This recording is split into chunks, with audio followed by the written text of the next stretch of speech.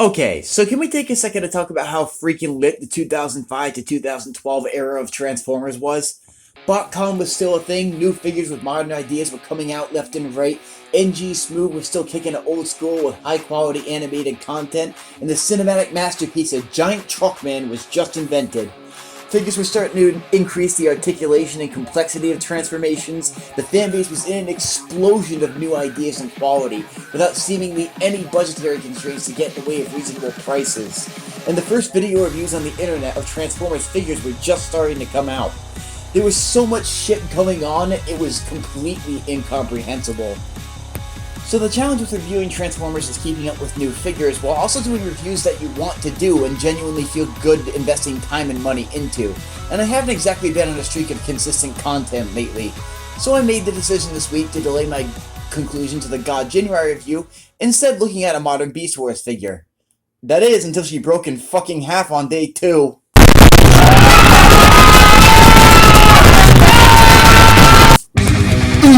Maybe being too rough with your action figures, you dumbass!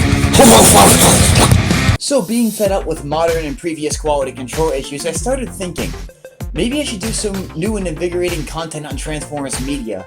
Maybe I should start looking at Ultra Primal style reviews on Transformers episodes. Maybe some news on recent TF reveals in a scripted and well-executed fashion. Or perhaps live streams to engage with my fanbase and increase the potential for me to expand. Dream on, stupid, we're reviewing Ultra Magnus again. If Cardboard Boss can review 18 million versions of Huffer, then I'd more than get my chance to review as many Ultra Magnuses as I want.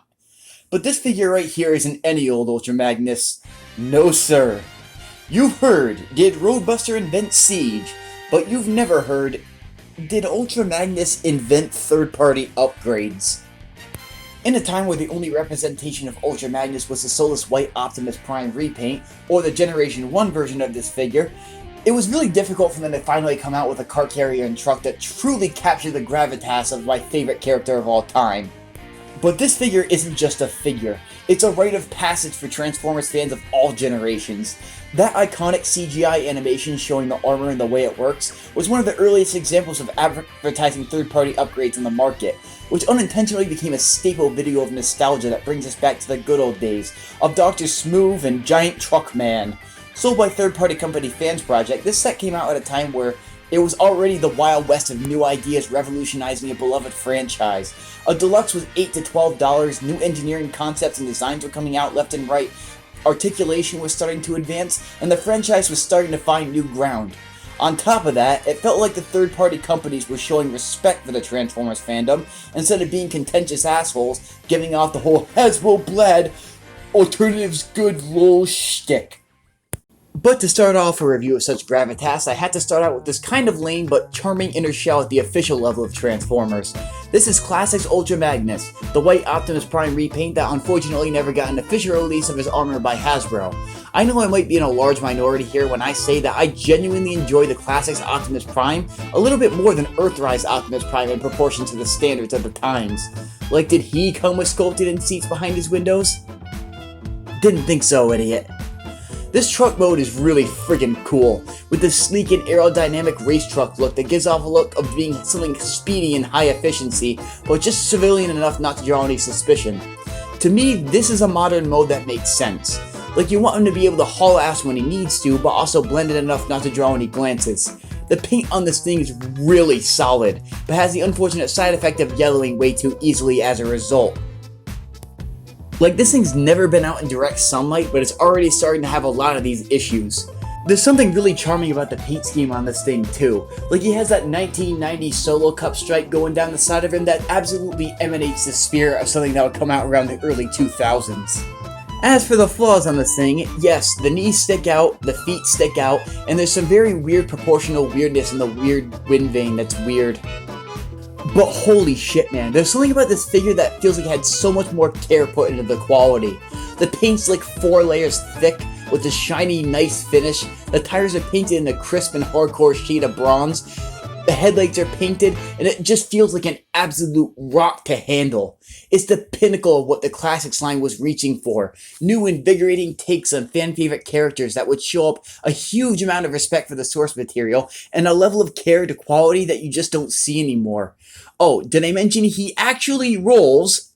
This thing rolls like a Hot Wheels car or a die-cast model in comparison to the majority of the trashy Earth mode vehicles that came out of Earthrise. He rolls like an absolute dream and I love it. This figure feels like it wasn't made out of obligation. It wasn't just trying to check a box or appeal to G1ers or Michael Bay enthusiasts. I felt like it was just trying to reach a new, mostly faceted market of collectors through new ideas and innovative practices that we all love. The part where things start to get basic is in the transformation, but that isn't necessarily a bad thing. This thing's transformation is an absolute blast to perform. The tactile feels incredible, the joints rock, the plastic's as hard as a rock and easy to grip and manipulate. Nothing feels like it's trying to fight you or find a new way of breaking. The robot model comes out with age like fine wine too, in my opinion. Like, if that isn't a classic's interpretation of Optimus Prime, I don't know what is. His head is kind of bland in my opinion in terms of paint though. Like, I feel like this is the one time where they should have kept the faceplate blue instead of silver to help things pop a bit more. The light piping in the head is to die for if you're into it, but the light piping just really doesn't do it for me. The only thing it does is mess up the lighting even more than what it already does just by moving the lamp a half a millimeter. Boy, stop motion lighting sure does suck. Anyways, the door wings are another flaw of this figure that I really don't care about that much. Like, he can use them as cool-ass mini riot shields without having to parts form to achieve the look. The wind vane is, however, parts forming in this case. But in this case, I think it's kind of awesome because it turns into the super bitchin' space shotgun. This thing looks severe, but to be honest here, 80% of us lost this piece as a kid. Another thing that would leave bot posting in a perpetual state of complaining and bitching is the faux truck grill. And while I admit that faux parts isn't exactly my cup of tea, the backpack looks really fucking ugly. I can't really find it in myself to care as much though, because this is a figure that's 14 years old. And in the year 2021, Earthrise Optimus Prime at a $50 price point still hasn't found a way around this. Get a Cyberverse Deluxe game. Anywho, this figure's articulation includes a rotating head, shoulders rotate and move out, bicep bend and rotation, 2 different waist swivels for some ungodly reason, universal hips and knee bend. You know, I have to give the Classics line credit. The joints been much more limited back then, but they knew how to use them and where it would make sense to put them. This thing's insanely posable despite only having like 8 points of articulation. Like, check this out. His double waist swivel can make him have that rubbery waist effect that Siege Optimus had in the show, and this thing is 14 years old. This figure in and of itself commits literally all of the cardinal sins of Transformers. Full parts, parts forming, and kibble all in one package. But because of how much fun it is to transform, and because of how iconic it is to Transformers history, I couldn't really care less. It's a chunky, solid, nicely articulated for the time, and it has a cool-ass truck and robot mode, and I can't really ask for more than that, and it's just an Optimus Prime repaint we're never gonna see. But we're just getting started, ladies and gentlemen, because it's time to get chunky! There's no transformation more iconic than a fully armored up Fans Project City Commander, and this set's no exception. Doing the transformation is a literal lifelong dream despite the amount of parts forming it took to get here.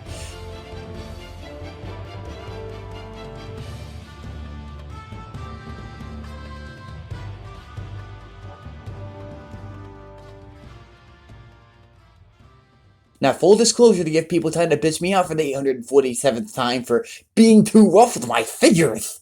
Yes, the chest piece did snap off my copy. It's a cheap KO version of the set, and it's impossible to find the real deal for a good price. There is a major QC issue on my copy that was outside of my ability to control, however. The head is stupid tight and will not rotate at all. The neck joint's going to break before it moves in any direction. So as a result, I had to accept the fact that the head has basically no rotation.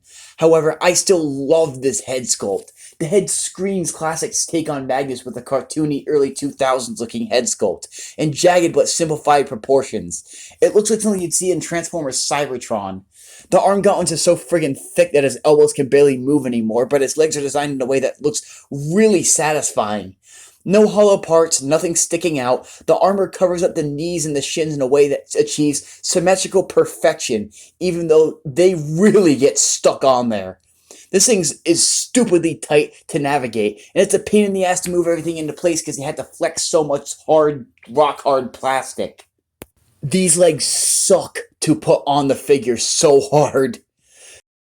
I'm almost glad this thing was made by Fans Project, because if this set were made by Hasbro, it would probably have an ungodly amount of paint chipping and stress marks by now.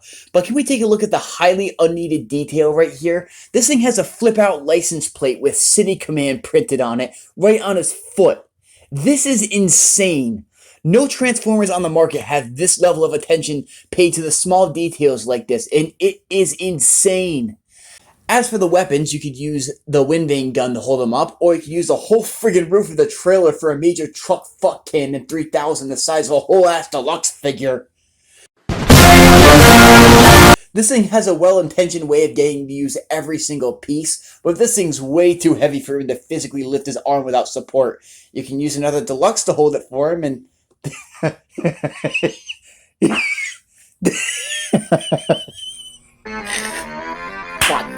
And now, stop motion reviewer doesn't know how to end this video. The movie, it is pizza time lol. Ahoy there. Please subscribe and support my Patreon so I don't have to do this channel anymore. Equals, kill me. This set is a staple of Transformers collecting. It changed the entire fabric of the franchise by allowing third-party companies to go wild on engineering without any budgetary constraints holding back their potential. Yes, it's a 14-year-old pathetic brick of a thing that definitely does not hold up by today's standards. But unlike Kingdom Magnus, it knows what it wants to be, and it has fun with itself instead of just being a soulless retool of something that was infinitely cooler. Honestly, if you can find the set for a good price, even though it's a deeply unarticulated dumpster fire, I highly recommend it. It's good, dumb, chunky fun for the whole family, and I cannot ask for more in a figure. Well, you know, except not breaking in half like a piece of shit Black Arachnia.